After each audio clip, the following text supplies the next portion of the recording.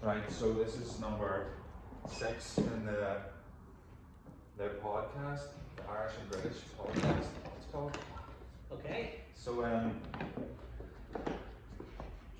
you were saying something really interesting now while we were warming up. I was saying about,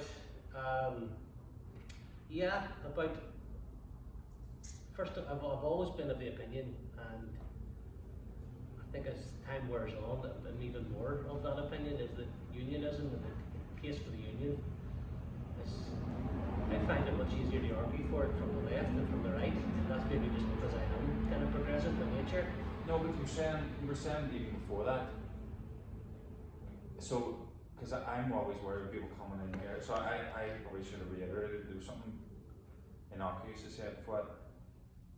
And it was really interesting talking to you because you're saying everything that I'm thinking about this. You were like, Brian, let's just keep this chill. Like, I don't want to get into too much. I just want to talk about like how unionists are misrepresented. You know, you talk very much. So you were saying you want this to be about a human aspect, and that's what this is about. We're not going to be talking about the detail of Brexit, the Good Friday Agreement, and Standards Agreement. We're going to talk about just our general views on life. And you're so it's about humanizing unionism. Yeah. So you were sort of, what was it you were saying? Just that, just that. People seem surprised whenever you, especially if you're like, if you're a social media platform, or you're out there as overtly being involved in a unionist political party, or whatever. People tend to be surprised when you talk about anything other than politics, in a way that I don't think necessarily gets applied to subscribers of other ideologies. Yeah. I think there's evidence of that, even then daily. So unions have been caricatured, they are a certain way. Yeah. They're top thumping, there's hardline, and they're old and they're male, and they wear grey suits, and but tend to be quite neoliberal. Yeah. And quite socially conservative. Yeah. I remember like Robbie Butler, he was on a Republican/nationalist podcast. He was talking about, and again, he was almost more into talking about the human aspect of himself as opposed to politics. Yeah. And he is a very genuine, really fascinating guy, and unionism is stronger for having someone like that. But the interviewer seemed shocked. Not shocked, I don't know. He did say something that suggests he was like shocked that here's a unionist politician who has the charity and grace and humanity to foster kids. Not just one kid, but like for a generation or two. Now he's been fostering kids. As though unionism typically doesn't have that humanity. Yeah. I know many things possibly intended as compliments often come across as patronising. Yeah. So it just goes to show. Yeah. And maybe it sort of explains why there is we're not going to get into the detail of Brexit, but just with this clash going on at the moment, the fact that the leader in Dublin is just completely sidelined unionists, hasn't even tried to speak to him, engage with him, sort of even give him like a fig leaf. It's just we're standing with the nationalist Republican people. Yeah, it does seem to be, we do tend to be sidelined, as you say, until we're needed. You know, at which point suddenly, I remember during the 2012, when the flag protests kind of gained traction, and there was a friend of mine, I think it may have been Johnny Harvey actually, somebody was on complaining about the protests and about the fact that a minority of them had resulted in law breaking and violence and so on. I think somebody made comments to the effect of, why do they have to do this? And I think it was Johnny Harvey, and he responded by saying, because until, if it wasn't for these protests, would you have given a second thought to the kind of young people that are here? Yeah. Which is, I don't advocate, I certainly don't advocate breaking the law or violence, but it was true. There is how easy it is to sideline a community that doesn't fit or isn't perceived to fit. Yeah. Because you have there is a certain, as you said, a caricature of the unionist. Yeah, and even this is a big problem as well. Mark Neal, was it? No, sorry, it was Jeffrey Dudgeon. And this is something I'm very alert to. Another fantastic unionist. Yeah, really interesting. He wouldn't say he's Irish. He said to me that what unionism doesn't have, what unionism suffers from that nationalist republicanism doesn't, is the sort of middle class deracinated unionists. So even even just sort of middle class Protestant background unionists, Catholics too maybe, that are aghast at the cultural expressions of loyalism. And now, because I've got up close to it and spoken to the people and got to know the people, I can see now that actually a lot of it is misrepresented. Yeah. The idea that some people genuinely think every loyalist bands person is a violent dog who'll piss in your garden, as opposed to, as I keep mentioning, a friend of mine from way out the west came up to me when I was in Drummond and started talking to me, and I sort of joked like, "No, don't be knifing me here, mate." And he just goes, "What? Yeah. Here's my sisters, here's my father. This is our culture. We join a band, and it's like a GA club, and that's right. So how is that acceptable to think that?" So with the loyalist protests, I think even middle class unionists might have been a wee bit. Well, absolutely, because I mean I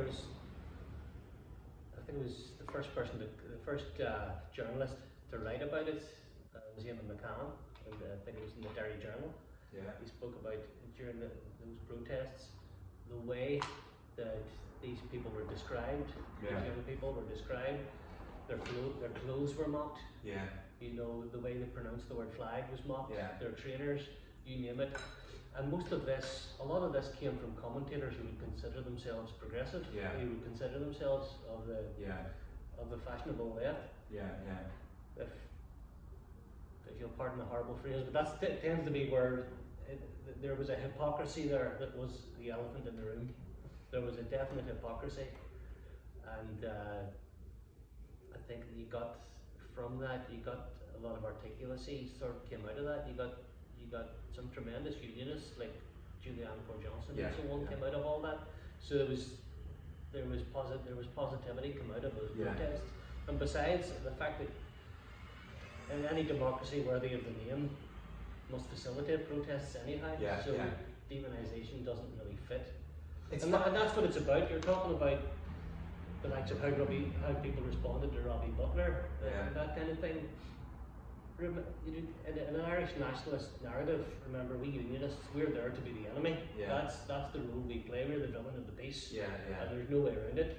And so I think it brings a lot of people comfort to put us in that box. And a great example of that, I think, was very recently there with the lockdown, and people were putting up banners celebrating the NHS workers, which I thought was lovely. And you saw that there were loyalist communities who had no surrender to COVID-19 and so on. I must say, I thought that was just lovely. I thought there was a bit of tongue in cheek, but it was also, there was a bit of substance to it. It was a mood of defiance. I thought that was great, and some of the nationalist response to those particular banners I thought was very, very instructive. Because what was that? There was criticism of people sort of sectarianising COVID and all this kind of stuff. There was it got some fairly nasty response. And I mean, to me, it's quite obvious what was happening there. It was that the mainstream media as well, of course, covered those banners. And what happened was that the loyalist community was quite correctly being seen in a human light. And there's a strand of nationalism that doesn't like that, because that brings us out of the box of being the enemy. Okay, that's that was really instructive. Yeah. I thought, we're here to be the enemy. We're here to be the villain of the piece. That's the other thing that I always bring up. Just very quickly, there's a Republican commentator that said the most terrifying spectacle that he'd seen in recent politics was early 21, because it was modern, sort of confident unionism that wasn't necessarily attached to the fringes. So I was a little naive at the start, but I'm starting to realise, it suits the agenda of the Nationalist Republican that unionism is sort of caricatured and sort of not humanised, not done with good PR.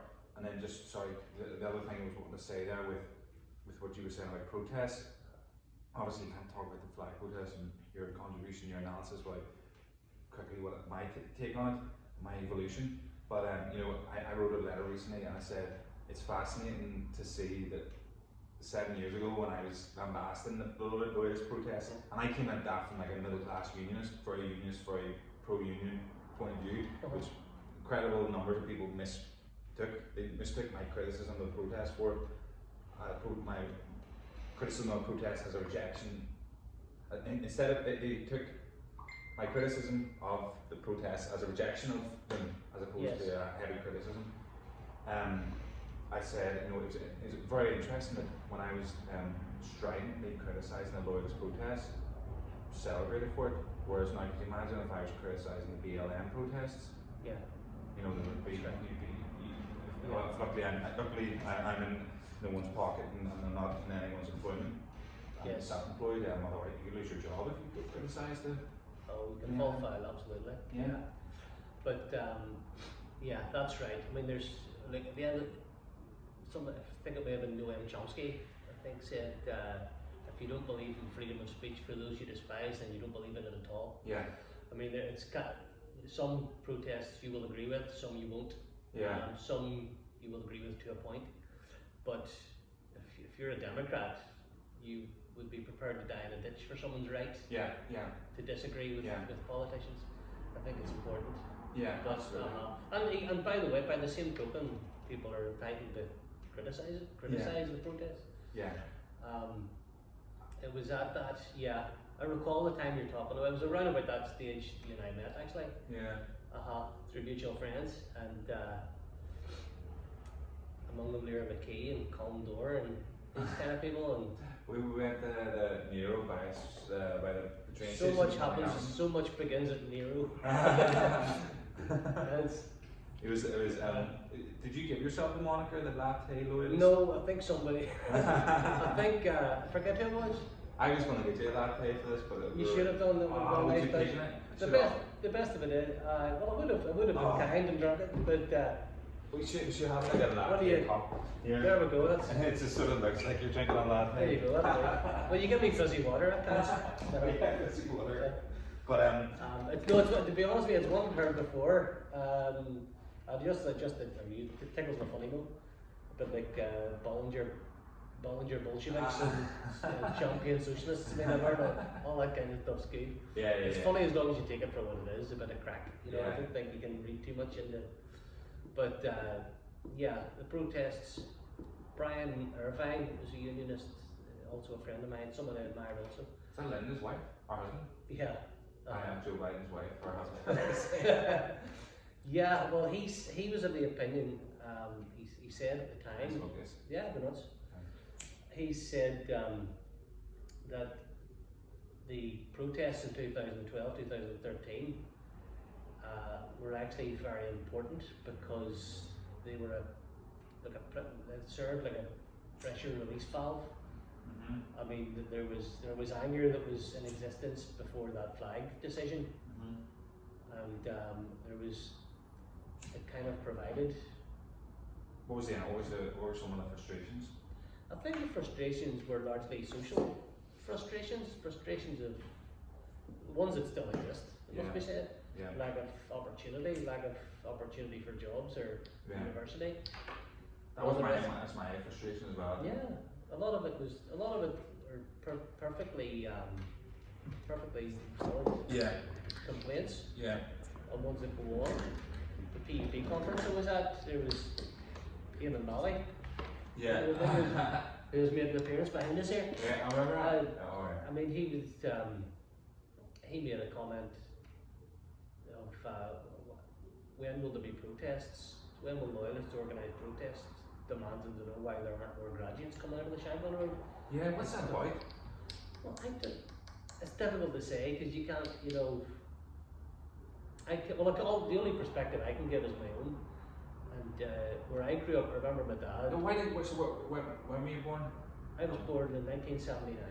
And where'd you go? In Sydney, Consbrook more specifically. That's East Belfast? Yeah. That's just opposite the city airport, isn't it? It is. Yeah. And you see the flags. Yeah. It's quite a little part now. Yeah. And so you're growing up in the Anglo-Irish protest? that was 85, wasn't it? So you're I 7 or 8. I was 5 years old then, 5 or 6. Yeah, the first politicised, the first thing I ever experienced, which would have been had a political influence, was when I was a child, getting onto the Sunday school bus, and there was a wee friend of mine who wasn't there one Sunday. Yeah. And subsequently learned it was because her father had been murdered. Her father had been the car he was, I think it was a taxi driver, and the IRA had booby trapped his taxi. Right. So this wee girl from the Sunday school bus wasn't there. That was the first time the conflict ever came close to home. Yeah. But that was the first kind of political impact. And what was it like out in the streets and stuff, and like just growing up, I holidays and all? tell you what, I wasn't in the eye of the storm in the way that some were. I don't know whether it's because my parents tried to shield me from it, or... Your parents weren't political, were they? Yes, well my mum isn't, my dad is.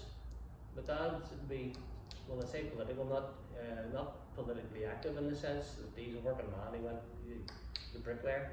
Yeah. He come home, he shouts at the television a lot. Yeah. Nice man, I love him to bits, slightly to the right of Genghis Khan. Oh really? So that's weird, sort of the phenomenon, but what is it, like blue collar Thatcherite? Is that the word? Absolutely. Oh, that yeah. The working class unionism embodied that quite well.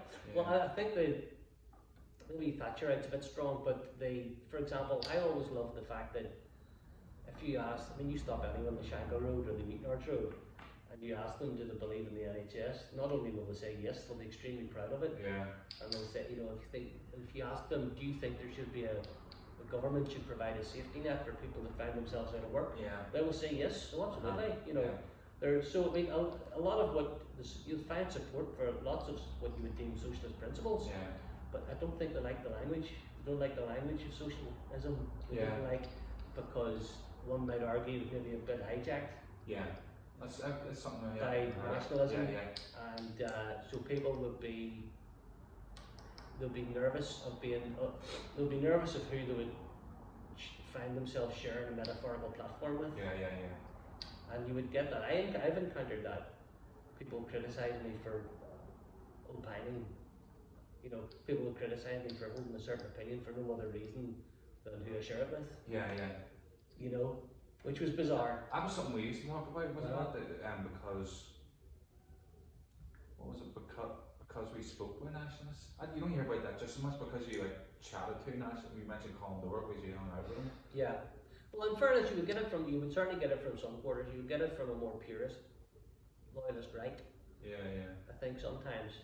So, and is a body politic of before we get into a heavy politics, I want to hear more about just growing up, the curb stones painted with flags all around the house, and then so what do you do? Play football every night in the weekends? Yes, we played football. We played Kirby, and it was called Kirby. None of this Kirby nonsense.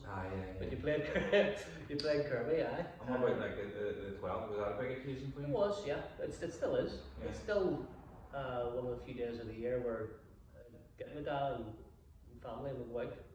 We always do the 12th. 12th very important. Yeah, were you in any bands or anything like that? No, I never joined the band. I never joined the lodge either. But what I did join was the BB. Oh yeah, BB was big. Yeah.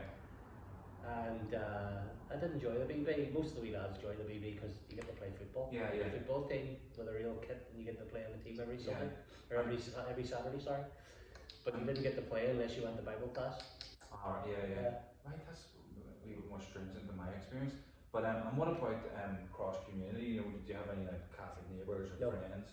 There was, when we were in primary school, there was a program where they would take 5 kids from our school, and they would take them and they would have their break time in a Catholic school somewhere. And then the following week, obviously, they would be first. But that was only for a minority of the kids that I think were handpicked by the teachers. Okay.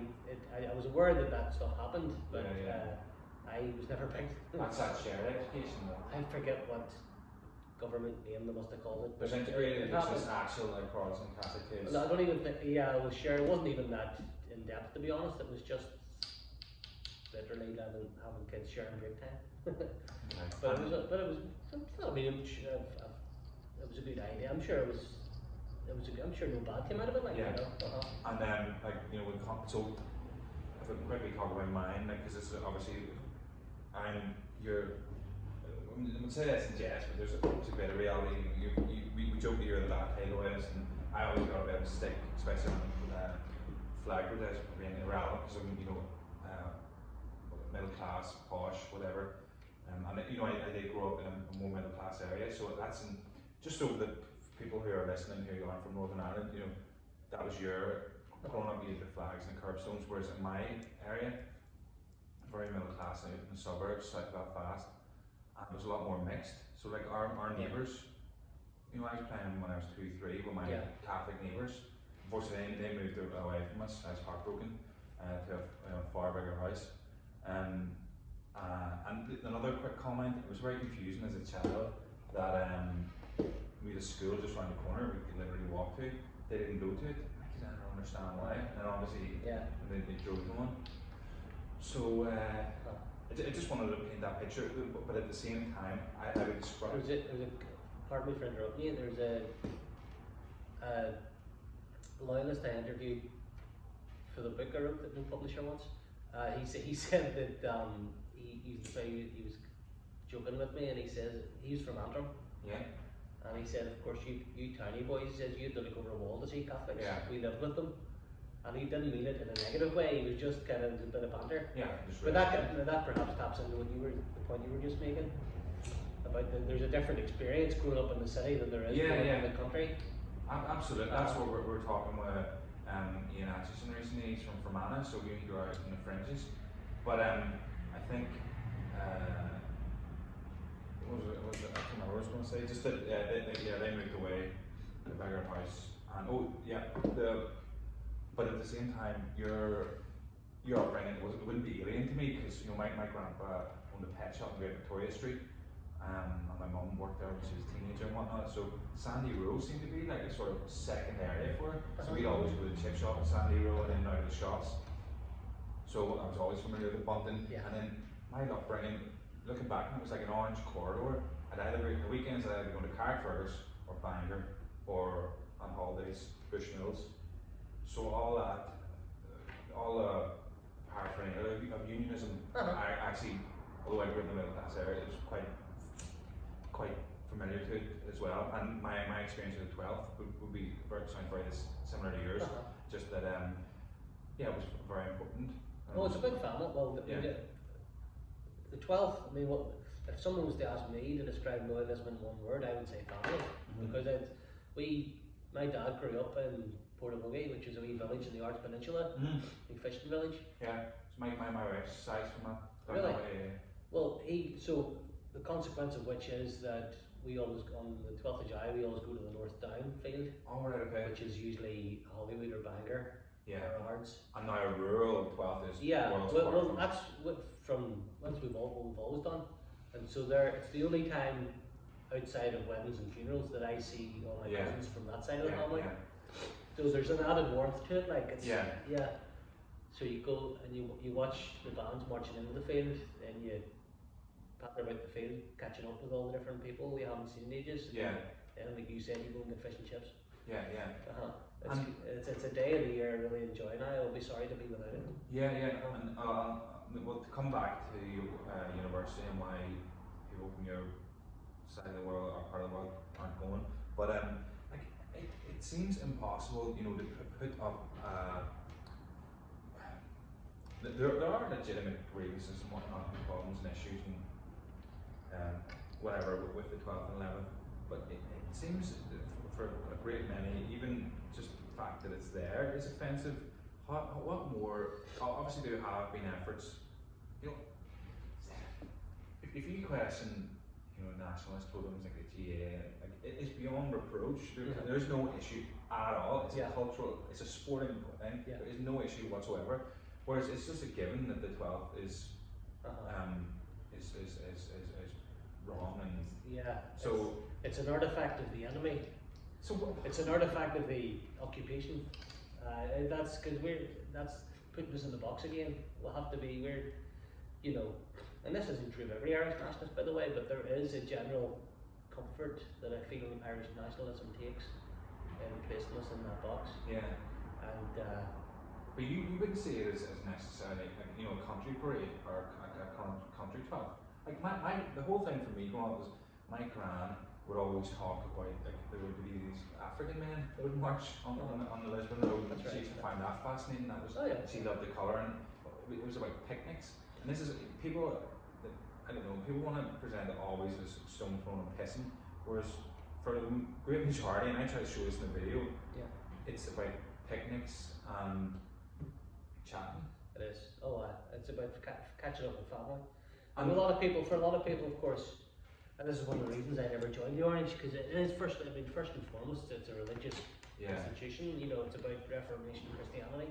Yeah. I'm not religious, so I didn't join, but it doesn't mean I don't enjoy the culture. And I think there's a lot of people. I think for a lot of loyalists, the loyalism is kind of one expression of their Christianity. Yeah. You get a lot of Orange men and so on, and Orange women, who are their life and their social life. It's largely around their local church. Yeah. And it's which there's a lovely comfort to that. I think there's a lovely familiarity. And the 12th, I used to say, you put 100 loyalists in a room, ask them all what loyalism means, you get 100 different answers. Yeah. It's more of a family resemblance. Yeah. Kind of family resemblance. Everyone will have their favourite part of the 12th. Yeah. And the other parades too. But but there's a certain kind of Irish nationalist, and they just will not compromise on this. Yeah, the Orange is the devil. Yeah, but it and seems the symbols that even with sort of middle class deracinated Protestant unionists, that a combination of absolutely like guilt on the part of the paraders and the marchers, but also like maybe media and also nationalism, creating again this caricature that actually, if you get to know the people, it doesn't actually correspond to real life. And I think my other point with my gran, I can't remember what it was exactly, but it was a cross community event. She would always emphasise it back in the day. Because she worked in the telephone exchange, so she would have Catholic friends down the Lisbon roadway, and then down near the Ulster Hospital. So absolutely, yeah. It's like I said, there's a certain strand of Irish nationalism that really depends on this image, because a certain strand of Irish Republican, once they consider the Unionist community to be anything other than a monstrous enemy, then the only world they've ever known implodes. Yeah. So it's sad to say, and Unionism, loyalism we have our equivalents as well. Yeah. So, but it's one of those things, the humanisation, the loyalist community being seen in a human context makes a certain kind of Irish nationalist very uncomfortable. Yeah, and the other thing when you were saying about it being a hub, the Orange Halls, it's really interesting. I was painting at a wedding there in Titanic Museum or Titanic Hotel there 2 days ago, and about a couple of months ago I did one down, actually I'll not say down, County Down some way, and I was speaking to the mother, and I said, how are you doing? And they met apparently at a dance at the Orange, as she said. So again, it was a young couple. Absolutely, I think one of them might have been from south of the border. So again, that I was like, wow, that's really just fascinating. Absolutely, yeah. It's family, relationships were built and families happen because of that culture. It is. There's an equivalence. It's a lot more, and the Orange Order membership is on decline. Yeah. But I think that decline positively correlates with the decline in interest in religious faith. Basically, I think churches are having a decline in their attendance and so on. So it is something that's those who oppose orange culture will always oppose it. Yeah. And I think by and large they're not interested in hearing certain perspectives.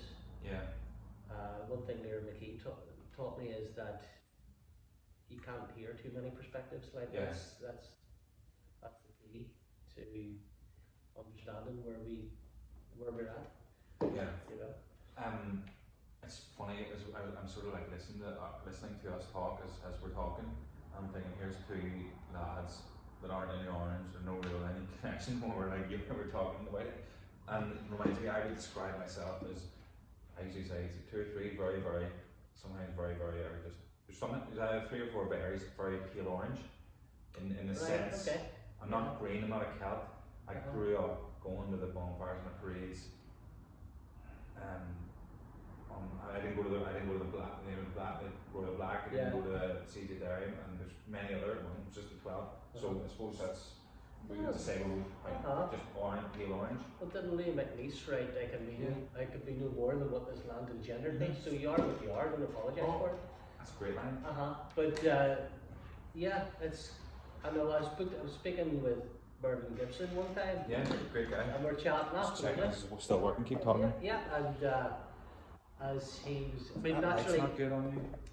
Really?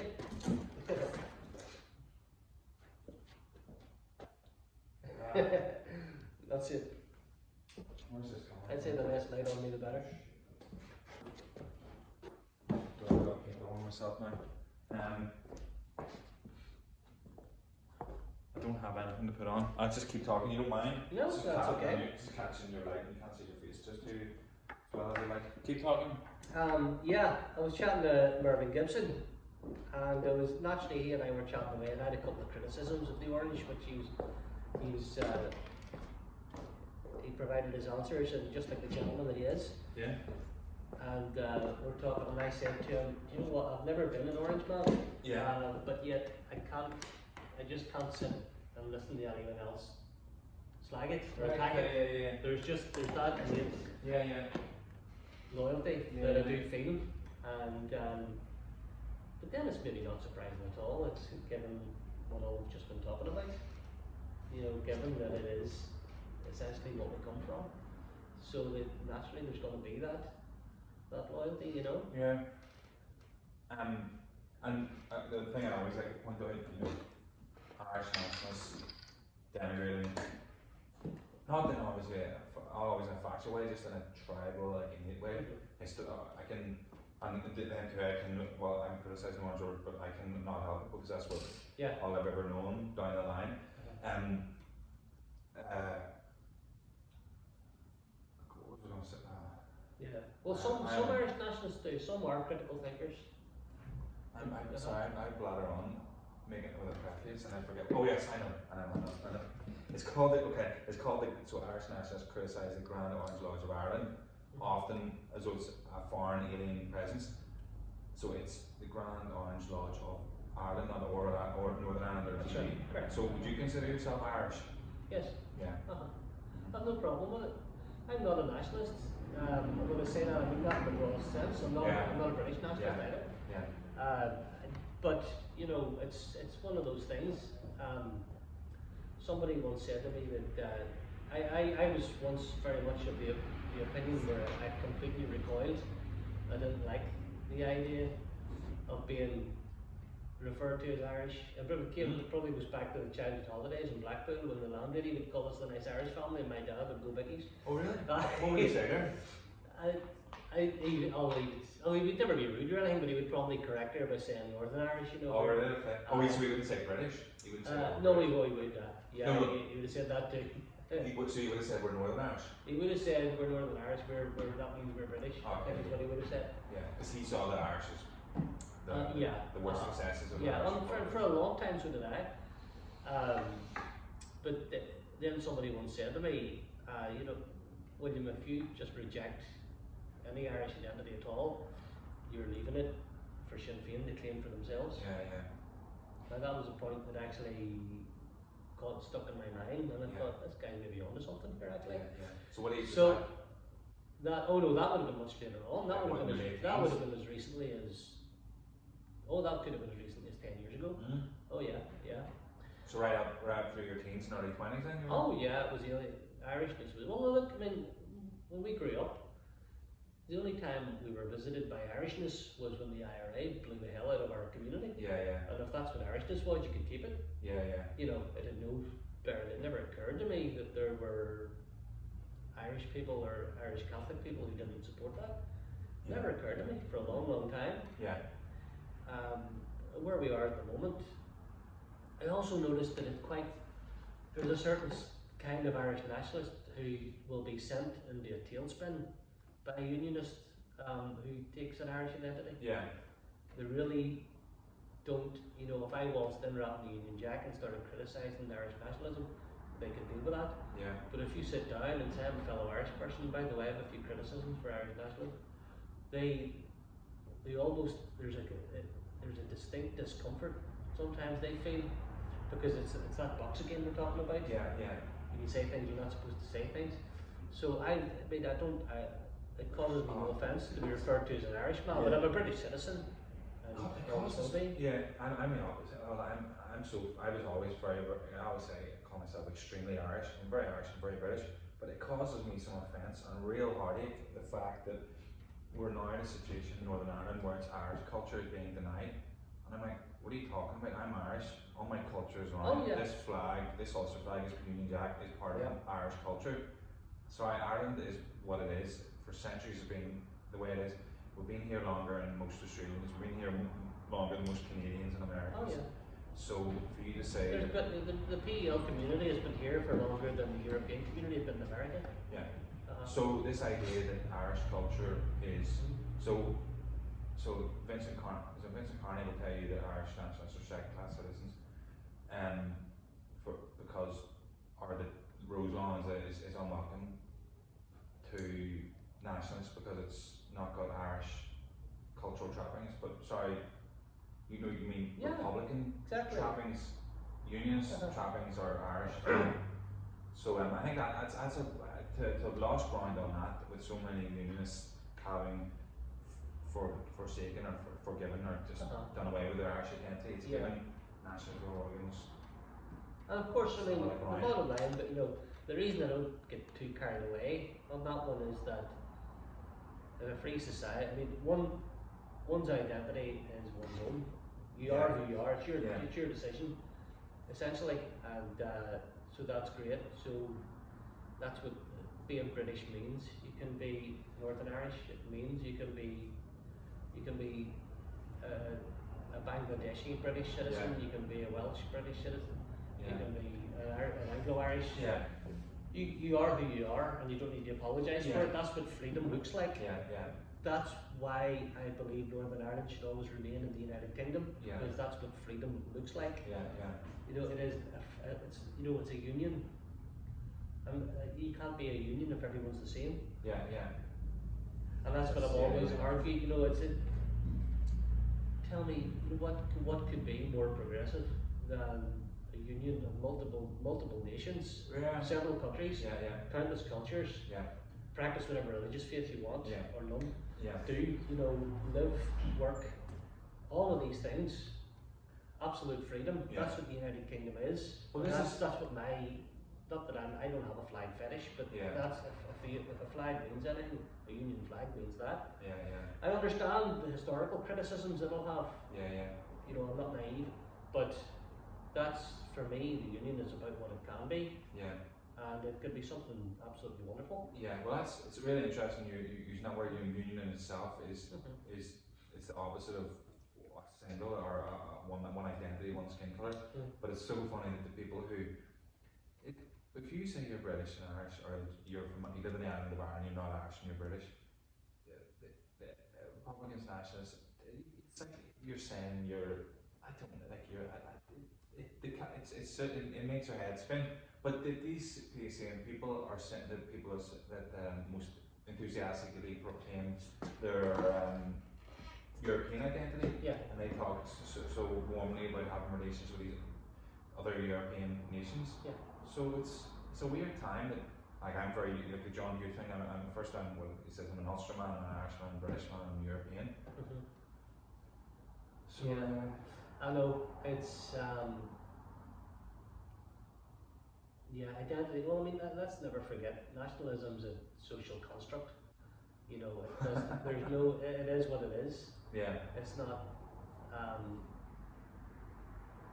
I basically, and this is the thing I come in for criticism for, and I always say this, but it's important. I always encourage unionists, particularly younger unionists, be wary whenever nationalists start talking, particularly vociferously about colonialism. Once they start ranting about colonialism, what they mean is they don't think you have a right to be here. Okay, that's a good. And call them on it. I find that very hard to deal with, hard to address it because. So that's how you address it. You know, colonialism. What? Yes, and what? Yeah. You know, I'm not a result of colonialism. I'm sorry. I have every right to be here. Yeah. I have every right to. Don't even think of trying to make me apologise for being here. Yeah. Okay. Born here. That's really interesting. It's something my whole thing. What helps my case, of course, is my surname sounds more Irish than Rainy Sundays and Fussy Monies. Oh, it's incredible the overlap of how the most ardent Republican can sound like some Stalford is, and then the most loyalist can sound like he's from. Oh yeah. Galway. That's Ennis right. in County Galway. You know what? I'm ashamed to say I'm not sure. It's. But Kerry. I know one of the funniest things I ever saw was it was my campaign manager in the last the election there. Chris. Yeah, I know. Chris, he's a Dublin loyalist. Oh, Flaggerberry, and obviously, great guy, absolutely fascinating. And as you know, he's the broad Dub accent. Yeah. Of course, we were having a pint. One of the You love it. one of the wee pint. all our best ideas came following several Guinness. Yeah. But we were in one of the you would deemed I don't like labels, but you would certainly deem it a wee loyalist bar. Yeah. And of course, we're standing out in the jar, and there's young lads who are playing pool.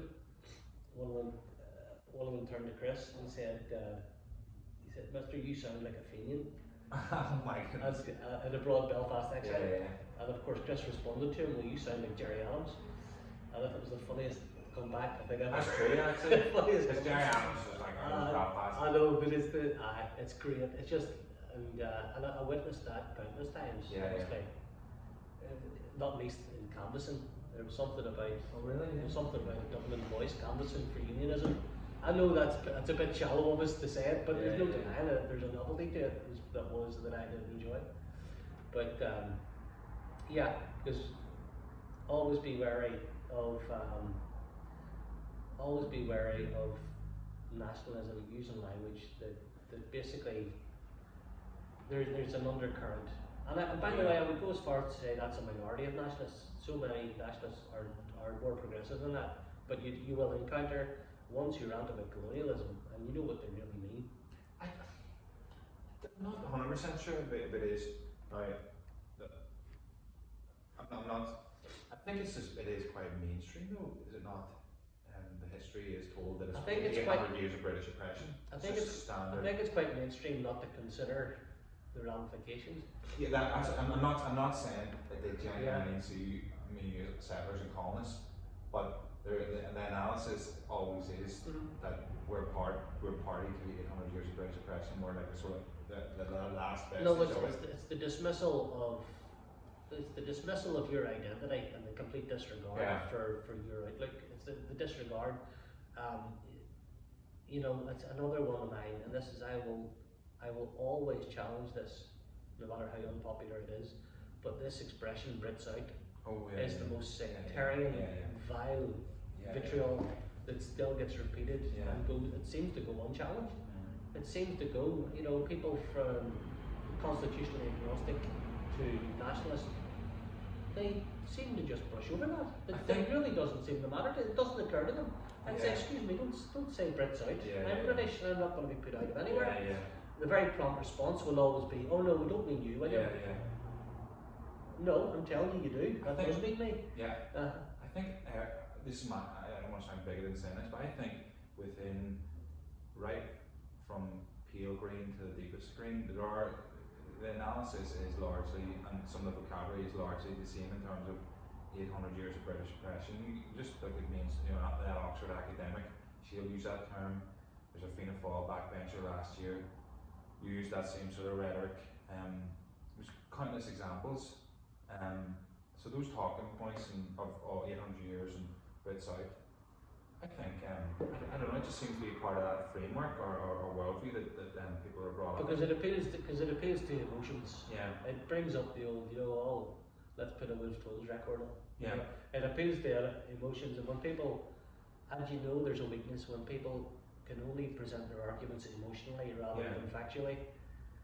There's a weakness to that. It's like one of the most, I think it's the most telling thing I ever came across. Remember a couple of years ago, and I wrote against it on Eamon Malley's blog, about the kid down south that made the headlines down south because he wrote a letter to the Queen asking for the land back. Right. You can see that? I didn't actually know. And so then again, that's about, this is our land, 800 years of British oppression, Brits out. Who's teaching this child to think like that? The Good Friday Agreement settled that. The Good Friday Agreement that we hear a lot about. Oh yeah. Directly repudiated that. Oh, Northern Ireland was constitutionally secured in 1998 with a document co-written by Sinn Féin. Yeah. So that's again, we're back to cognitive dissonance. That doesn't sit very well, and it really that's again I've probably fallen into a minority within unionism, but this thing that the Belfast Agreement seems to be presented today almost exclusively as a victory for nationalism over unionism. Can't get my head around it. Yeah. I don't see it like that. Cannot get my head around it. I think it's, and almost all parties are subscribing to this. Yeah. Well, everyone from Joe Biden, every single party, every single politician down south. Could the Democrats have appointed a worse opponent for Donald Trump? Really? I think he's going to lose. I think Biden's going to lose. I think Trump will win. I think he'll win comfortably, and I'm not a fan of his, by the way.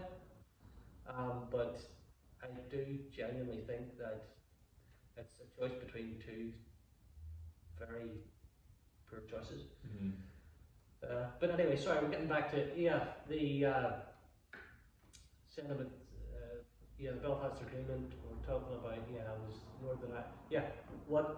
Who put that kind of thing in that child's head who wrote the letter? So but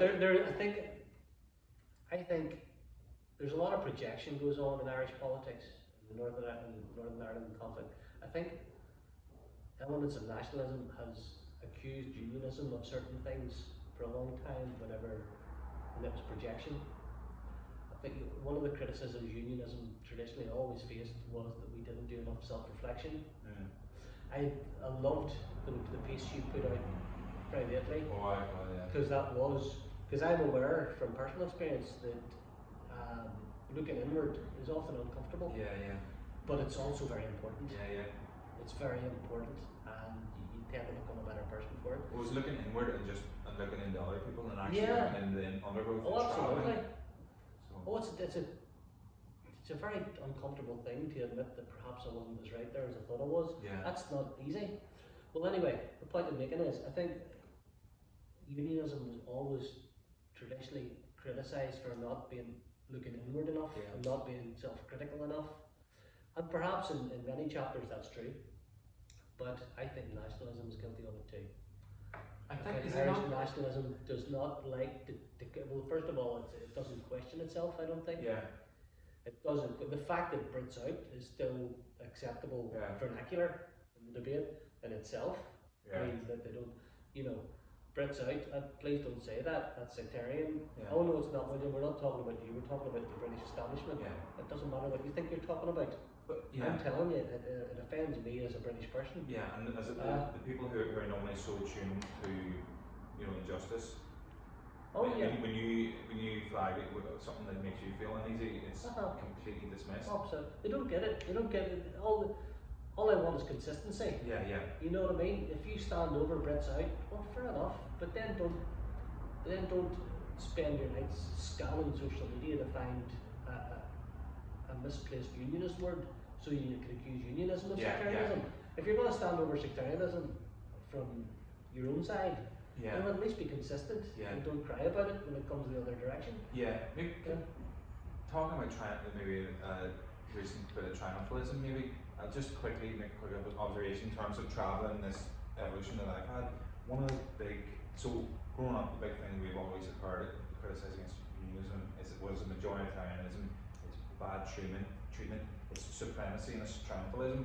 One of the big things that made me sort of change in my journey from outright denouncing, criticising loyalists sort of en bloc and talking up republicanism was when I was down south in Dublin for the O'Donovan Rossa commemoration. Right. It was more like a celebration, certainly the Sinn Féin one was. And I was beside City Hall, and I just realised they had a big like Republican bands. I was like, if I close my eyes, I'm in Belfast on the 12th. And actually, if I open my eyes and look at these guys are every bit as garish and unkempt as the extremes of republicanism, of loyalist bands. So just realise that it's not necessarily about not being supremacist and triumphalist and these garish celebrations of culture. It's about not actually having yours really at all, because they're actually true. So that was my first awakening to that. And now, when our whole thing is we can't have majoritarianism, it has to be two hands across the water, equal respect all traditions. And now with this Brexit thing, it's just like unionists have no say. It's not triumphalism, but there's a within the National Republican together in terms of this withdrawal agreement. Is that not telling? No. Well, first of all, just to tap into to pick up, you're talking about Dublin down south and so on. There is very different. I've certainly noticed there's a very different attitude down south towards Northern Ireland situation. What's our take? Sorry. What's our take? I think no, it's not a case of take. It's more a case of, well, for example, the last couple of times I went down, and you can't help it. You kind of follow the conversation. Yeah. And you'll get people down there who are certainly in favour of a 32 county island state. And what they'll do, they have a very different tact. Whereas in Northern Ireland, you'll probably get that talk about 800 years of oppression. Yeah. And fists pumping the air and all that. Whereas down south, almost exclusively, the first sentiment that will come out was, you're a unionist. By the way, I promise you, we're not all the Sinn Féin. Oh yeah. You get a lot of that. Yeah. Seriously, I got a lot of their. Of course, it's a bit ironic now because Sinn Féin did so well in the last elections down there. So I don't know. Maybe there's a bit of showmanship. I don't know. But when you get down to Dublin, and you do see, they still have a statue to Sean Ross. Who was an IRA Nazi commander. And the fact that is not allowed to be challenged really should ring all the alarm bells that need rang. And but in terms of, well, I went down one time with the boys in Dublin and Wicklow Orange Lodge, and they laid a wreath on Mount Street Bridge to the British forces that died during the rebellion down there, and so on. And I was down. I was a guest there, invited. I was the only one who wasn't wearing a collarette because obviously I didn't want to wear that. But I think it was maybe 10 o'clock in the morning or something. It was a busy Dublin day, and I don't know. Part of me was kind of waiting for backlash or sectarian slurs to be shouted across at me or whatever, and it didn't happen. There's a guy who was driving one of those, those beer buses where everyone pedals, drink beer. Oh yeah. And they went past us, and they were all wearing these, those party hats? Viking, the Viking hats with all this. Basically, I don't know whether it was a headlight or what it was, but they were all come past and they shouted at the top of the road, "Here lads, no surrender." Oh really? And it was a bit of banter, there was no armband in it. Yeah. And so on one, I found that quite instructive. There wasn't outright. But then, of course, I don't know whether it was at that stage or just before it or just after it, we heard that the wall at Glasnevin, which had listed all the people that died in the rebellion, the names of British soldiers was on it, had been vandalised. Alright, And of course, when I got to the wee Protestant hall in the boys of Dublin Wicklow were in Lawn Shoes, Northumberland Road, I think it is. Yeah. And a big FTQ had been carved across it. Alright, Your viewers will know what that means. Yeah, but I remember speaking to Chris about that, because I was going to go down and record it, and did he not say it had to be meticulously managed in terms of like the police being there, and had to be early in the morning, and just to make it as discreet as possible? Right, well on that occasion I didn't see any guards, but there, I think what tends to happen, I think what will happen is really the more northern influence that is exerted down south. I think I personally would not particularly like to see what would happen with a Sinn Féin Taoiseach down there. I think what impact that would have on the general,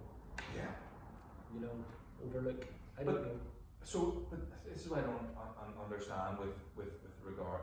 We will get into the detail of Brexit, but just for the tone of, we keep hearing about the agreed Ireland, New Ireland. I think by the way, I think they're losing patience with that project.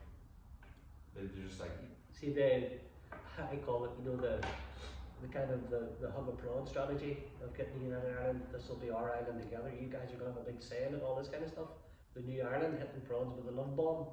I think that's a strategy that has been tried now, and I think there's elements of nationalism is growing bored with it. What are you saying? It's because it's a demographic question. Because it's not. No, I'm just saying that I think it's a strategy that a lot of nationalist thinks have run its course, and it's not bearing fruit. So I think they're going to give up on it. I think you'll see less and less of the New Ireland kind of thing. But just up here, it's always about a framework of good relations, cross community funding. Everyone has to be tick box exercise, well represented. The public funding has to be for both sides of the community. Branding has to be good and equal. But two hands across the aisle. Respect, parity of esteem.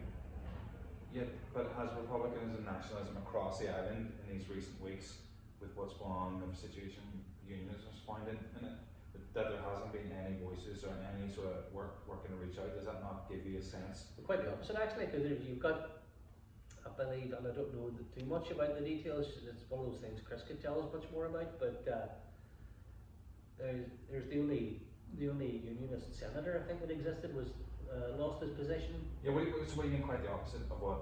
Of not of what I'm saying, but quite like of reach. Yeah. So I'm saying that there's been no attempt really to truly practice what they preach. Yeah, that would be consistent with that. Yes, So you agree with what I'm saying? Yeah, I do. I think you might be right. Yeah. But it's one of those things where you can only hope you're wrong, but I don't think you are. But I don't want to talk too much now. There's a few things that I've really been alert to in the last few days. So I just want to ask you, what do you make of this? GA, obviously I didn't play growing up, you didn't play growing up. The first experience I had of it was being at uni and sitting beside boys who played because they were in GA tops, and I was going to talk about it. So this is why I keep saying the latest days. Our whole upbringing, although we didn't meet people from the other community that much, all we've ever known is a language of good relations cross community, isn't it? And cross community funding. The two histories usually seen side by side. So if you go to the Ulster Museum, it's the Ulster Covenant, Irish Proclamation. The Irish Proclamation, sorry to keep making segues here, the Irish Proclamation is very instructive as well. It's got a very timed document. And signed by, what is it, 6 men? I know it's the final sentence of the 4th paragraph says that the Republic claims the allegiance of every Irishman. Or commands the allegiance. So which often got me interested. What would happen if an Ireland was to come about with this model? Well, obviously I couldn't give my allegiance to a republic because I'm a unionist. So what would happen to me then? Would I be forced into prison or what? I don't know. But it's not a democratic document. Sorry, I didn't mean that. No, you're right to say it, but you know, it was signed by 6 men or so, or was it 7 or 8, whereas the Ulster Covenant, our document in a way, was signed by 500,000 people. The same as the Green Book, by the way. The Green Book that was issued to IRA members for many years is allegedly, it's hideously homophobic to start with. Yeah. But again, just pleasantly ignored. I think what I'm trying to say is, we live under a governance structure of always, everything has to be strictly cross-community and police, so history, everything.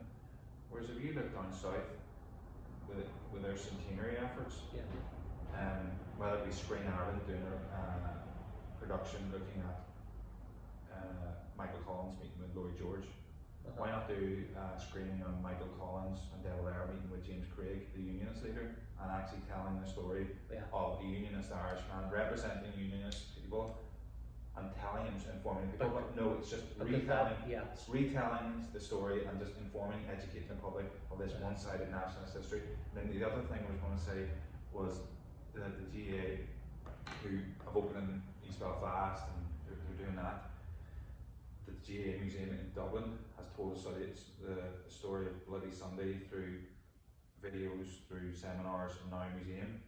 Now, am I justifying Bloody Sunday? No. Should it be commemorated? Absolutely. But we're living in a divided Ireland with 2 different people, 2 different traditions. Does any unionist support what happened Bloody Sunday? No. But we want to tell our side of the story, surely. And surely, if we're to have any sort of unity on this island, you don't have to have political unity to have unity. Should we not be telling? Were you aware of that? What I'm talking about? No. But well, it goes back to what you're mentioning there about Michael Collins meeting Lloyd George as opposed to Michael Collins, as opposed to the North-South meeting. Well, the reason is it goes back to, again, the Republican narrative is about one island oppressing another island. It's about the invader oppressing the invaded. That narrative works for them. So the fact that the conflict here was a civil conflict above all else isn't helpful to the narrative, because it acknowledges, for a start, people like you and me.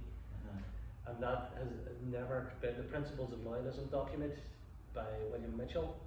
Goes into great detail on this. It talks about the fact that this is what I was talking about earlier, with the fact that I'm quite comfortable accepting an Irish identity, is because the Irish nationalist narrative would usually have the idea that an Irish person who supports Northern Ireland's membership of the UK doesn't exist. We're not supposed to be here. Well, that's what it says in GA text. More or less, it said the events of Bloody Sunday showed to the people of Ireland that Britain had nothing to contribute to that, and showed that it couldn't govern it. And you're like, okay, where's this little segment about the unionists who would disagree with that? And one thing I don't know if you've ever been to the Culloden battlefield in Scotland. No. It's brilliant. It has a museum, and you go around, and basically what happens is you walk through like this maze, and there's a wall on either side of you. There's a red wall and a blue wall. And on one side, one wall shows the battle, or the history, the context of the battle from the Jacobite side, and the other one you can turn around and plug your headphones and hear the alternative perspective from the other side, and it goes right around, and then of course at the end of you go around the museum and you come out and you get to walk on the actual battlefield and it really is fantastic, and it's that kind of format. So that's history as opposed to politics. And it's that I sense. I hope I'm not being harsh, and I hope I'm wrong, but I do sense that's the kind of history being retold that a certain strand of Irish nationalism doesn't like. There would be, it really gets you thinking, because what are we perceived to be? Are we perceived to be traitors to Ireland or whatever? Well, we can't be, because we were never loyal to any notion of this proclamation style Ireland. That's not our home. but yet at the same time they've every right to be here. Yeah, it's funny. Every right to be here because we're a British community. Yeah. You know. Yeah. Be wary of the terms that get thrown about. Collaboration. That's what. You know. Well, let's talk about it. Let's talk about collaboration between Irish nationalism and Nazi Germany. Yeah, yeah. You know. And there's the sort of unseen, unheard collaboration of, you know, you said like a Joe Brawley, and there's a whole weird thing of like outrage. I don't even really want to get into this too much, but just a whole outrage of people getting houses searched. Someone was giving up about that recently, and then someone goes, well, maybe if your dad or uncle wasn't in the rally, you'd be getting your house searched. At the one hand, you have this outrage and house searches and what have you, and then the other hand you have this Jerry Adams talking about many great Fianna Fáil members housed and supported the IRA volunteers through safe houses and getaway cars and so on and so forth. So it's a very, very sneaky form of collaboration, and where can never be proven, can never be shown. So that's very deceitful when you have this outrage at house searches and so on and so forth. Yeah. But then among your own, talking about the great boys that they did their bit. They weren't in the bombs or whatever, but they were housing the boys and giving the boys cars and stuff. Yeah. It's so murky. Where to begin? And what about tell me a wee bit about your Irvinian. You on your Twitter says Irvinian loyalist. Yeah, absolutely. My unionism was that of David Irvine. Absolutely, without apology.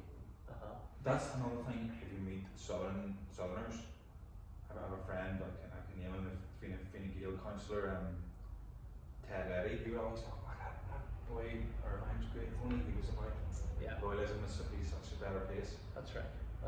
Heard that said no end of times. Is that true? Do you think? I do think it's true. Yes, and I say that as someone. I mean, I'm an admirer of Billy Hutchinson as well. I don't mean this. I don't mean any disrespect to any of David's successors, but I think it's true. It's true to say that I think David's big secret weapon was that he would disarm his opponents with honesty. Yeah. He would. We were talking a wee bit earlier on about looking inward. Yeah. And self-criticism, and David was not only prepared to do that, but he was always very willing to. And it gave insight. It gave. I mean, I read Henry Centerton's book. Henry Centerton sadly passed away the other day. Henry Centerton was a school teacher who wrote the biography, Uncharted Waters. And I read that book around 2002, 2003. I was working on Dublin site, so I bought the book. And I started reading, and first and foremost about politics of the left, about demanding, the children in poverty and all this. Can we talk about this, please? Can we get this fixed and so on? By and large, unionism didn't really talk about things like that. And when I read David Irvine doing so, and I heard David Irvine say, he used the term, at the time when the PUP guys and so on, political loyalists were in talks with nationalists leading up to the peace process, and Big House unionism would criticise them, and David Irvine came out with the phrase, republicanism isn't contagious. Yeah. And my goodness, it seems everything he said rang bells, and he would almost snarl at the IRA. Come on, we dare you, put down your weapons and defend your people properly. Yeah. He enjoyed locking horns intellectually. Yeah. And he would do that in a way that was, and I remember from those days, like he was compelling on television, which was arguably one of the things in the long run it wasn't really good because he was appearing on television and speaking for loyalism because he was so good at it. The mainstream media tended not to point their cameras at anyone else, which was a bit unfair because there was other talent there as well. But nonetheless, he his legacy was really responsible for me becoming re-engaged with unionism and loyalism as well. Yeah, no, you're absolutely right. I remember, anytime you watch, I don't do it just as much as type into YouTube, Northern Ireland Troubles, Northern Ireland History, Irish History, and it was a BBC or any even RTE. It was from the 80s or 90s, or almost always have a feature from David Irvine, and even just listening to his voice, this powerful, deep voice, it was very evocative, and then his points were incredibly powerful. And I can't get enough of listening to him, and even reading some of the stuff he did, and he would talk about sectarianism. Let's not get into this idea that sectarianism is a reserve of unionists. It's something that like seeds from a flower just implants and just gets in, and not very subtly, and just grows up as something like weeds with to fight back constantly. Warm piss down the leg. What? See, he describes sectarianism as warm piss down the leg. Yeah. But don't worry, it will go cold. Yeah. I just love the. We could do with more of that, but then one of those great lines, I remember reading a speech, I think it was, that he gave in New York, and I think he was getting, and we're seeing a lot of this, it just rise up again, with Joe Biden's comments, and I can't imagine what it's like deep down in the undergrowth of Irish America, because I've seen it. As a bar once, sure, all Fenians hear that, and I'm like, what? At first I thought he meant it in a derogatory way, but obviously he meant it in like a triumphalist way. Yeah. I was like, I don't know, Fenian. But I was just a young guy probably working on a building site in New York for my own Monaghan or something. But Irvine, I don't know, was he getting accosted or getting abuse from the back of the room from some guy? He says, so you're saying I can't be Irish and British, but you're an Irish American, why can't I be British Irish? Exactly. Yeah. So again. Oh yeah. Fantastic. Yeah. So it's that sort of rhetoric and that sort of punchy delivery that we're missing, especially given, as I said, that unionism, and I've not seen any unionist leader apart from Doug Beattie who's proudly proclaiming his Irishness. Yeah, it's I don't know, and Doug obviously being a military man as well, it's always interesting to see the different insights and so on. Yeah. It's articulate. Well, of course, though, I mean, it's another unpleasant thing to consider is that the world has changed so much since 2007. Yeah.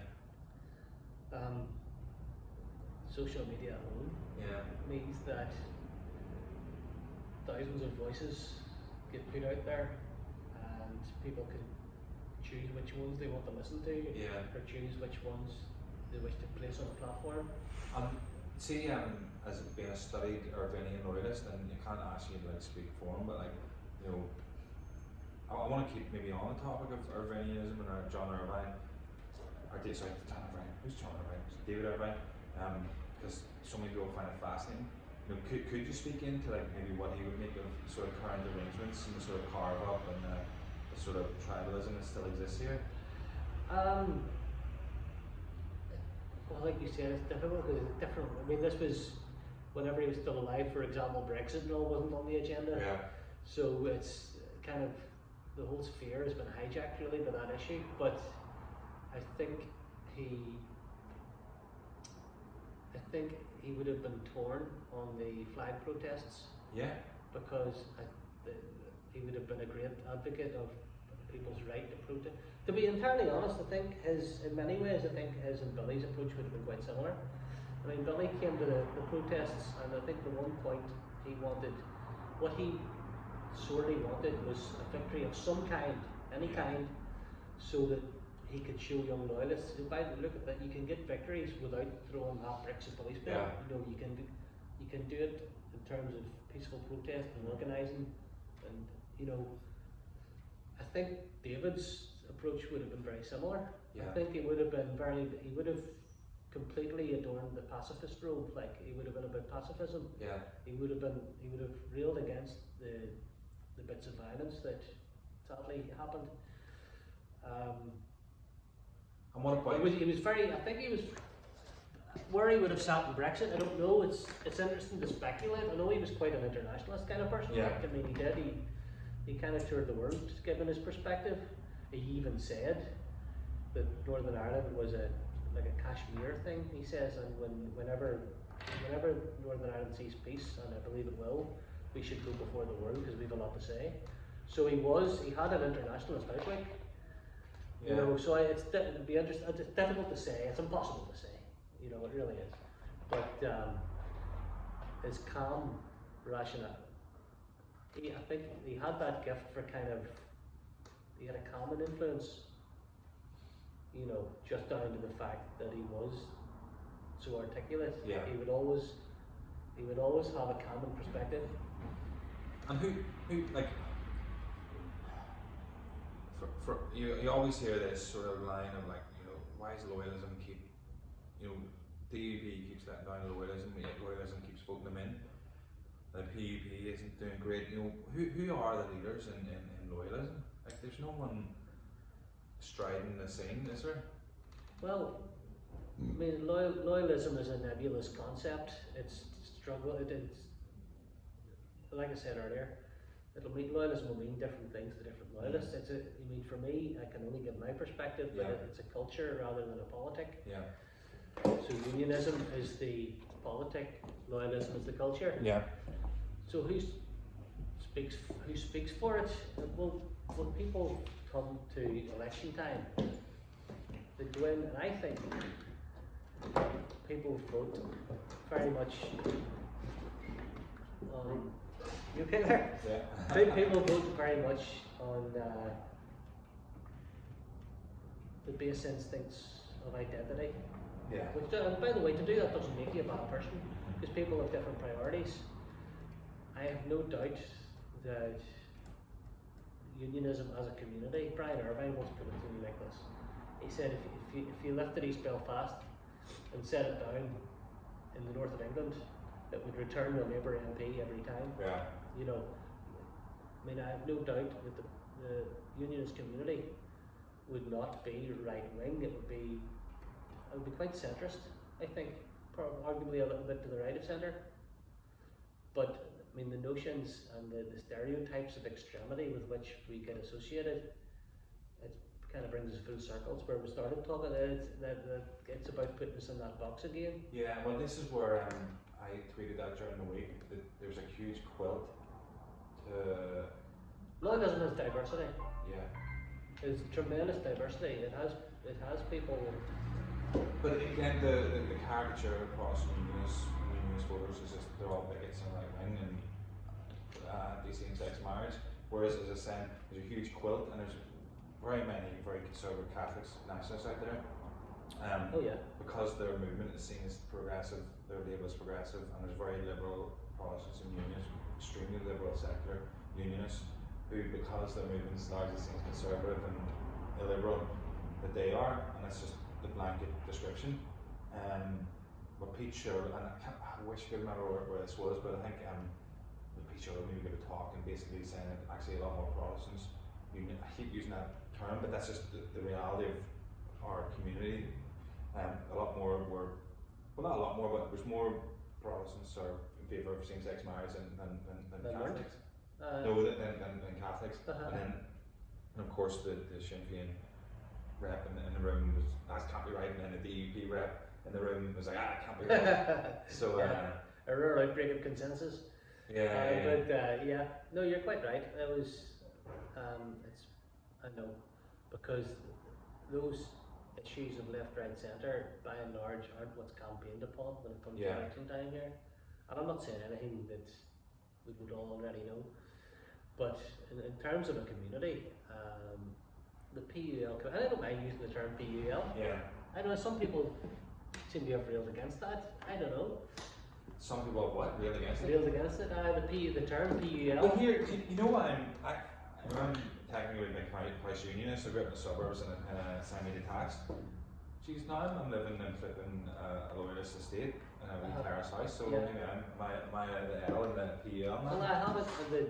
Another guy in the party in the PUP, senior guy, once confided in me that that was another thing of David Irvine's. He was very much of the opinion that because someone lives in a big house doesn't mean they were born in it. Yeah. You know what I mean? So because sometimes there would be a narrative that or strategists sometimes would say it would be better just to canvass in very staunchly working class areas. And of course, it depends on what district you're campaigning in or whereabouts you are. But I've always had this opinion within me, and I've had it confirmed from canvassing and so on, that you tend to get a lot more affluent unionists who have a soft spot for loyalism than are prepared to admit it. But the thing is, that comes down to that fella Robert McCartney. Is it Bob McCartney? Yeah. He's from a Shankill, but he turned out to be a QC. The UK Unionist Party. Yeah. The ego has landed. Yeah, there's a lot of I know a lot of guys who I went to school with who are very well doing, vast property portfolio, and they're like in the Shankill or Sandy Road, I think. Bank manager, I know his father was from Sandy Road. But I suppose we should really go back to that thing I was asking about earlier. I wonder, could you talk while I go to the bathroom, because all this water's flushing through me. If I could you do it for like 2 or 3 minutes, just talk about the university situation. You know, why, and this is such a talking point. Young loyalists don't value education, don't go to uni. Well, I don't know Well, I think there was a traditional. It comes down to. Right, you can talk while I run to the bathroom. It'll be 2 minutes. Can you? This We're only is on a new 10%. format. What? This is a new format. I haven't done this before. So you take the floor.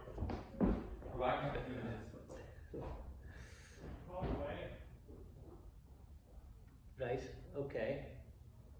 Didn't know this was the case, but here, look, there was very much the thing about working class Protestant boys underperforming at school.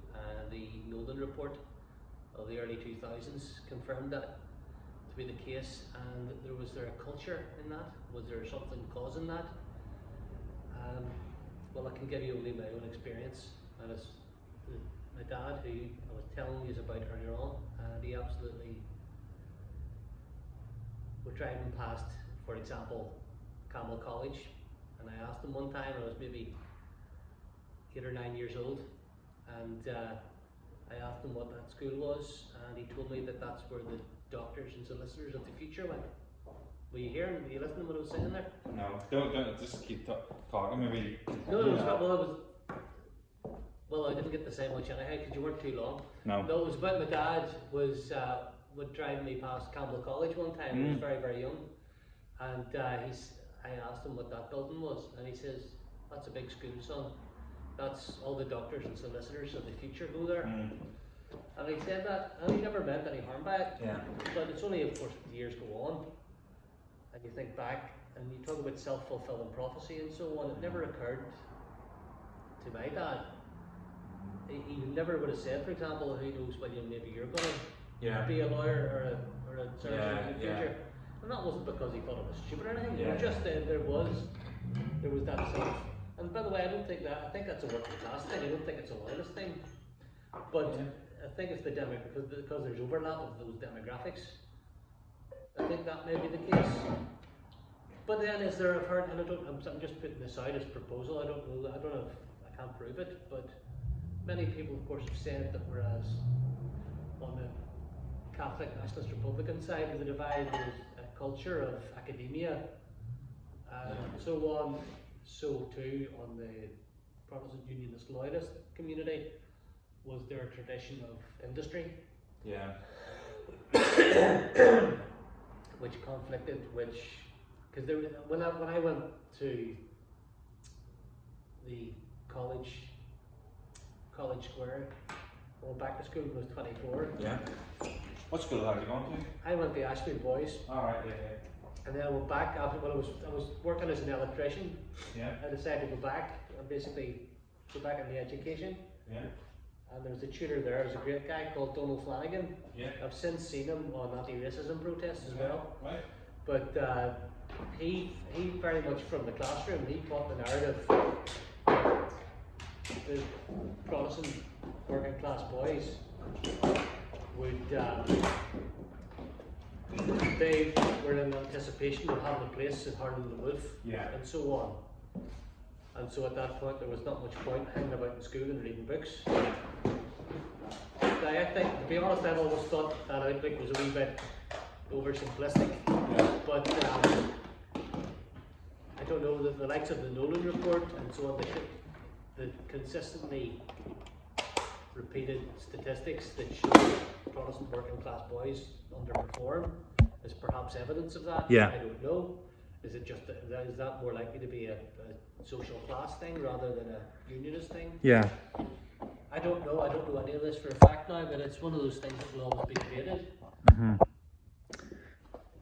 I can only give my own experience, of course. I mean, school was just useless to me. Yeah. Oh, yeah. I had to go back to school in adulthood. You had a what? I went back to school in adulthood. Yeah, yeah, of course. I'm just trying to get this bloody phone charged because people want to hear more about your take on that. But is it changing? Like, can it change? Like, I think it will change because I think society and the economy and the world itself is changing now. So you have things like the shipyard and engineering work and so on aren't really there the way they once were. Yeah. So I think really there's not really any choice. Yeah. You know, so I think you do. but it's There's some great unionist academics coming through who are younger than me. You've the likes of Jason Burke and all, who I think's absolutely fantastic. Well, that's sort of what I was saying with the sort of crisis that unionism finds itself in. It doesn't have a David Irvine. It doesn't have an ATQ Stewart. That's the prominent historian, like a huge sort of almost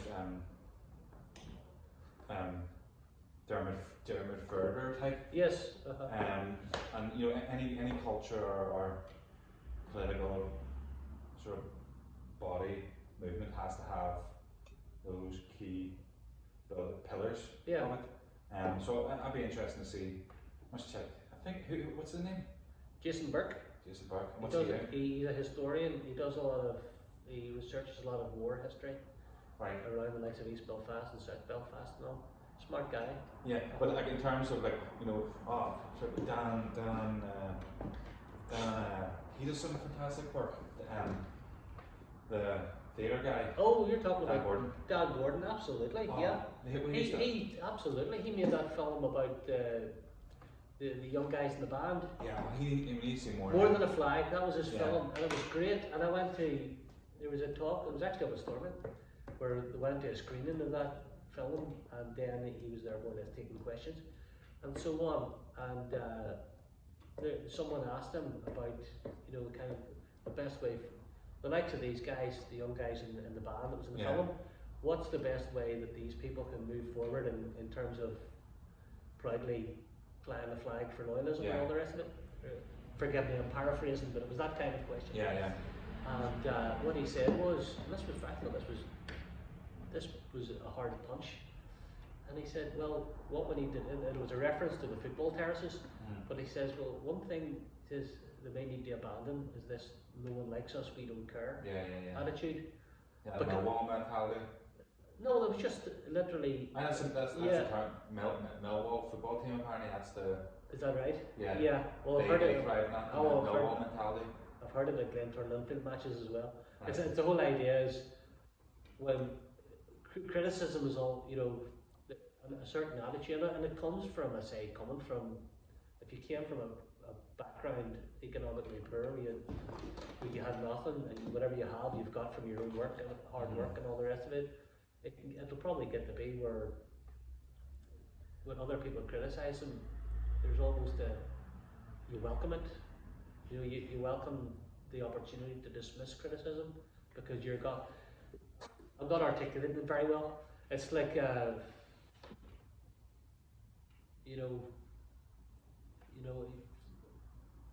I'll walk alone if I have to. We'll do this. It's a courageous thing on the surface. Yeah. You know, Like it's when you're shit on the side, we'll resist. It's it comes across as being determined, Yeah. going on your own, and all the rest of it. Yeah. But I think what Dan Gordon was getting at was that there's a lot to be said for having critical friends. Yeah. And not everyone, just because somebody doesn't identify as a loyalist doesn't mean they can't be a friend of loyalism. Yeah, and that's actually funny. I was speaking to Quincy Dugan. Yeah. Say, oh, what's going on here? Like, and he just said, like, unionism doesn't have any friends, and I think, as you're sort of suggesting, they're quite happy with that. But if you're going to secure your movement, or secure your identity, you're going to have to go out and win friends and influence. Yeah, there's something to be said for critical friends. Yeah, something to be said for it, you know. And added to that, a lot of people who, for example, who came from what you would deem loyalist backgrounds, who chose not to carry it on themselves, who went in. I'm thinking of people, and I hope you won't mind me saying, there's fantastic guy, a professor in media, Stephen Baker. Yeah. I believe he's involved with the Green Party. And again, from Newton Ours, he quite a loyalist background, or quite a loyalist area. And I interviewed him for the book. I chatted to he spoke at several PUP conferences. And he's not a loyalist, but he gives us a very fair hearing. Mm-hmm. You know, which doesn't sound like much, but there's many that don't. Mm-hmm. And he spoke about the direction of Belfast in terms of architecture and the economy and all the rest of it, and he spoke a lot of sense. And I remember very briefly thinking to myself, oh, it's such a pity he's not a loyalist. And then I thought, actually, it doesn't matter, you know, if he's there, if he's willing to give us a fair hearing. Why the need to look for enemies? Yeah. Why the need? Because actual enemies you'll find anyway. Yeah. And I'm speaking personally, of course, you know, there will be loyalists who may object to this. Yeah. But there really is something to be said for taking our place. Yeah, and I'd like to see more of that. I'd like to see, well, actually, when I was talking about, you know, pillars of any sort of body politic, it needs its historians, it needs its poets and influencers, artists. And Dan Gordon, he now, you know, Colin Davidson's a fantastic artist, you know, probably one of the greatest in the world, if not Ireland, Northern Ireland, and he's from, well, he went to Methodist, so I guess he's from Belfast. And why he hasn't painted Dan Gordon's beyond me. He's painted, you know, Van Morrison and McGuinness and you know, all everyone from Mary Jones and all the sort of low level but sort of highly esteemed greats of the theatre. So yeah, that's something I should get Dan, maybe to try to get Dan Gordon in here. And that's the other thing about him, he's incredibly personable. You know, and again, it cuts against the grain of, I don't know if he's overly unionist or loyalist, but that's certainly his background. And you know, again, cuts right against the grain of the caricature of what unionists are. And here, so two more questions. The last one's going to be in the centenary. Another one will be like, how do loyalists? I'm just doing a wee interview here. You looking to smoke? Yeah, smoking part of here. Just talking about politics and stuff here. But well, do the centenary first. Like, how are you looking towards like the Zangus bit? No, Angus. What about you? Waiting. Right. Like the centenary. I'll celebrate it. I'll raise a glass. Anyone that wants to join me is welcome to as well. Yeah. That's the attitude. I think that's the attitude that should happen. And it can it be like shared, or is it just? I think it will be. I think it's the sort of thing that's going to happen at a personal level. It's going to happen at a family level, at a community level. Yeah. I had friends. I certainly have friends who are not unionists who I welcome for a pint, whether they want to or not. Maybe they won't want to. Yeah. But it's their choice. It's everyone's choice. Yeah. And like, how do you respond then to the people who are saying like, I'm pretty sure it was an Alliance and the Greens voted down efforts to have any sort of commemoration? Am I pushing that too far? No, no. I think you're accurate in what you're saying. I did. I disagree with them on that. I don't think it's too much to ask. There should be a bit of funding released to kind of help people celebrate. It's how much is up for debate, but it's something I'll celebrate. But it's not something that I think an equally important point is it's not something that can be obliged upon anyone. Yeah. You know. So I think they'll do things. They'll do something. I think the communities will do it themselves. They'll have street parties. I think people will do it on a social level. They'll do it with their own peer groups. will do it. It'll be marked. It'll probably, like everything these days, it'll become more than anything a social media thing. And there are those who will be intolerant, who will try and bring it down, but I'm a free speech advocate, so Yeah. they're entitled to do that too. Did you do anything for the Covenant back in 2012? I was working. I remember it well because it was a big parade and all. I was working. Yeah. I was working in Lisburn at the time. It just sort of came and went. I only saw photos of it, like a couple of years after. And it was something similar. Yeah. And what about, you know, my as I said, I suppose I was very middle class, but my dad owned a shop, my grandpa owned a shop, so it was quite working class in some aspects, very middle class in both, and that's pretty normal. You know, some of the most house proud people, middle class in a way, can be they're just live in a small little terrace house. But you know, incredibly proud of the shipyard, incredibly proud of the industry. All that was achieved. You know, so you're still a man going into town, all the security checks, the constant bomb scares, That's right. disruption of life.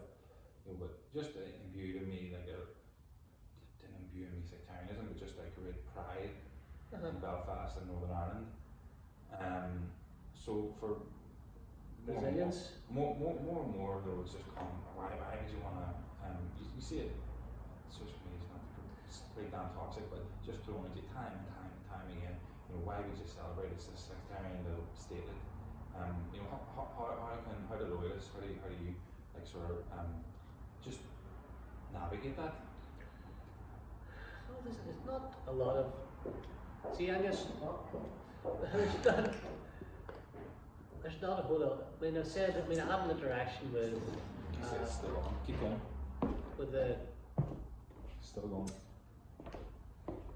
with the Sinn Féin councillor the other day, and he went into quite a tirade on Facebook about, well, you know, the kind of language, the kind of diatribe, nothing to celebrate, partition, sectarian state, blah blah blah. And I mean, I don't know whether it was a bit sharp of me or not. I don't know whether I owe an apology or not. You can let me know your opinion, but I said to him, Northern Ireland's the reason you're obliged to treat me like an equal. Yeah. And Give it setting. What's the opposite of that? how do you mean? So Northern Ireland obliges you to treat me like an equal. No, I said to this nationalist, I said, because of Northern Ireland, you're obliged to treat me like an equal. So what would he say if it wasn't for Northern Ireland? I think in a 32 county island state driven by the Republican proclamation we were talking about earlier, Yeah. I would not feel like an equal. Yeah, well, you just have to look at how Protestant unionist culture was treated down south, and you just have to look at the broadcast and RTE publicly funded money going into a one-sided nationalist history, GA which is teaching one-sided history. So that's very well put, and I hadn't actually thought about that. And I'm saying that, and it's I'm not a triumphalist person by any means at all. So it's not about, you know, victory for one side over another. But I know it's many people will see it that way. But Northern Ireland is something. I am proud to be from Northern Ireland. I mean, it shouldn't be a given, like a unionist. Yeah, well, it is. Yeah, and I will be. It should be difficult to know. It should be a given, like. It shouldn't be. No. But with regards to it, really, it just comes down to the Democrat in me. Just so he believes that those who wish to celebrate should do so, and those who don't shouldn't be obliged to. Yeah, and I think what you were saying there, what was your way of saying that? It's because of Northern Ireland you're forced to treat as an equal. Understand it. Well, I was making this point contextually, specifically to a specific Irish Republican who was really taking exception to the idea of celebrating Northern Ireland. And I do believe that Northern Ireland, as constituted as it is, allows me to be an equal, whereas a 32 county island state, based on the proclamation, I would not be an equal. Yeah, well, you just have, that's something I've been saying a lot, that our whole way of life, language, institutions, body, funding, public money, everything is orientated around respecting the two durations. Even how the constitution, even how our institutions Yeah. Our executive is elected by the hunt Yeah. to guarantee maximum opportunity for both Yeah. main traditions to be represented in government. Yeah, and I suppose. And that's, I have no problem with that. Yeah. Because the reason I say that, because many unions do, but I don't have a problem with that. Yeah. Coming out of a bi-tribal conflict, it makes absolute sense. Yeah, I suppose what I was trying to say was it is just funny that some of the people who shout loudest about equality, parity, esteem, respect, no hierarchy of victims, that when it's turned around, it suddenly doesn't apply. It's a bit of a bait and switch. IRA men are victims, I know. but you can't have British soldiers on. Well, it always got. It didn't get me. You know what I mean? I don't lie in bed at night awake about it. But one thing that always niggled at me was there's organisations that title themselves in such a way as to say that they're there to campaign for victims. Yeah. But then subsequently only seem interested in victims of loyalism or the army. Yeah. And have yet to mention a single word about the victims of the provisional IRA. Oh, yeah, it's incredible. And that is the brass necked hypocrisy of that. Incredibly overwhelming. And yet again, it's the kind of thing that goes almost unchallenged, completely unchallenged. Yeah. And this it's just absurd. Well, and it leads back to, I think what you were saying is that a certain kind of nationalism will play the equality cards all night long, provided in certain situations where it suits. Yeah.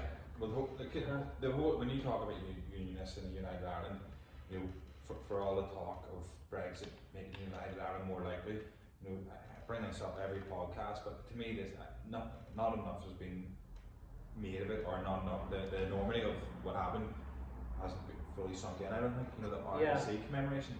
I'm not overly don't know a huge amount about the RIC, but it shouldn't be a surprise. How is it a surprise to anyone that unionists would be, at the very least, sort of warm or slight or just ambivalent? Certainly not against the RIC. Yeah. And that shouldn't be a surprise. Because you're back into the cognitive dissonance again. You're back into the narrative, the understood narrative, the dominant discourse. Yeah. Particularly down there, is that there was an invader and he invaded, and that was the height of it.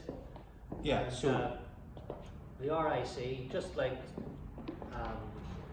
loyalism, unionism, and many other things, they fly in the face of that narrative. Yeah. They're not consistent with that narrative. They bring home an uncomfortable truth that not everyone that lives in this island hates English people. Yeah. It brings home the reality that people like you and I exist. Yeah. So it's not comfortable. Yeah. So if you think about it, it was a little sort of 15-minute event that would have come and gone, where no one known, but of course it was blown right into the front pages by fringe Republicans. It was Sinn Féin who were at the forefront of driving into prominence. So the people who up here embrace all cultures and parity of esteem were then driving the resistance to that. So what does that? And then you have boys. I don't know. Was it to you was saying, unionists would do well in Dublin? They have a seat at the executive, this, that, and the other. Well, if the RIC controversy causes national uproar, what would other unionists sort of? Would there be any place? I've always been skeptical of that kind of argument. I know I've heard it before. David McCann just the other day, I think, was making. Yeah, that was that, and I jumped into that. He made a comment about 20% of seats in the Dáil were unionists and all. Yeah. Well, I mean, I'm not sure whether I think that's factual or not. I don't know if unionism would organise in a United Ireland in the same way that it does now, or a United Ireland, because I don't believe it would be united. But anyway, you would get.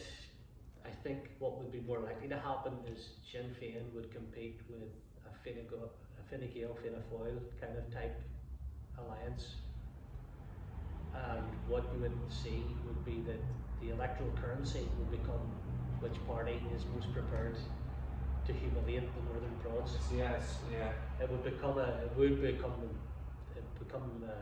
unionist baiting, and so I don't think there would be any headway to be had. We may get. It's incredible, the headlines. So like at the last election, it was that guy doing the up there and this that and the other, and then Mary Lou's saying, "Oh, we need to win over the unionists," and you're like, Well, if not, you know, it's like any time. If I had a tenner for every email I got from an Irish Republican asking me to come, we're having such and such an event on Irish unity, and we need a unionist to sit in the panel to give us your. And I'm thinking, well, why do you need a unionist? Why do you need me? You obviously don't care what I think. If you've already, if the agenda of the meeting is already predetermined, you know what do you want me there for? And which is very, again, it's another very interesting line to take, because what they'll usually say then is, well, in a new Ireland, we'll need to make sure that the rights of the unionist community is looked after. So that gives you a bit of instruction. So you mean the default position is not to respect the rights of the unionist community then? You know what I mean? It's absolute upside down poppycock. The reason they want you there is purely and simply for the propaganda value of having a defeated unionist sat at the table. I think that's really, and also it looks well to the people who vote for the Alliance and the Greens, who are eating into the nationalist vote. I call it the Jim Dornan unionist. Jim Dornan? You know Jamie Dornan? Jamie Dornan? No, his father's called Jim. Oh yes, right, okay. That's with the Botox and all. So it's just fascinating, you know, just these panels love a sort of soft, just a soft unionist who's like, oh yeah, Brexit happened, I think I fancy United Ireland, get him on a panel and sort of like rail against unionism. But then you have to, like you're saying, you know, when you see what Shinner's had to say about, you know, soft nationalists or Fine Gael, what on earth do they actually think of a unionist? Yeah. The media, I mean, it's something Stephen Nolan's been guilty of in the past, I think, is, Jimmy Bryson will be on. Please don't get me wrong, I've actually had a lot of time for Jimmy Bryson. He and I would have our differences. He's changed a lot too, isn't he? You see, just you saying that there now, maybe you're right, because I'd been thinking it, but didn't want to say it. I think he invited me to write a piece for his website, which was great, and he did so. I wrote the piece about how there's two kinds of unionists, progressive and conservative, and we both need to respect, both flanks need to respect each other more than we currently do. So he went and posted that for me. It got a good response. When was that? Oh, that was a couple of years ago, maybe. Yeah. But anyway, what I was saying was, Jamie gets his platform and he speaks articulately. He puts his points across, all the rest of it. And but there's the likes of Stephen Nolan and so on. I knows that people like Jamie, for example, will get a listener audience. Is that sensationalist value? Probably, I don't know. But it really wouldn't pay Stephen Nolan to have a unionist like myself on. Or like, you know, it doesn't, because he knows what is entertainment, and unionism needs to fulfill. It goes back to what we were talking about earlier. Put in a box. Stereotypes. I don't know. Ostracized, no, just a caricature. Don't want any nuance or complexity. They maybe are that Taylorist has. Well. I'm gonna get it'd be pretty cool to get a photo of you standing beside him with a coffee cup and put it on Twitter and say I was chatting with a latte loyalist or something. I'll get you stand there and I'll take a photo of you with your coffee with your latte. Okay. Right, so we'll leave it at that then. No problem. So I should have said at the start, you know, sound is what it is. I'm gonna get mics, but just better to get these done. Yeah, that's okay. And then once I have the mics and more involved with the edit and everything, we'll do another one sometime, sure. Sure, no problem. Alright, cool.